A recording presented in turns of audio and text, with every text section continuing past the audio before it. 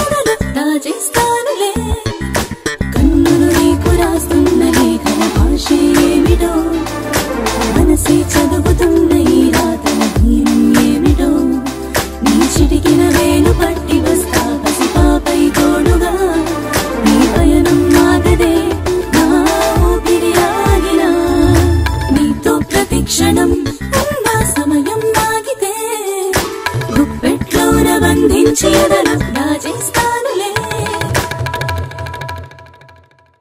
Please do subscribe to Madhura Audio. Please subscribe to Madhura Audios. Please subscribe to Madhura Audio. Please subscribe to Madhura Audio. Please subscribe to Madhura Audio. Don't forget to subscribe to Madhura Audio.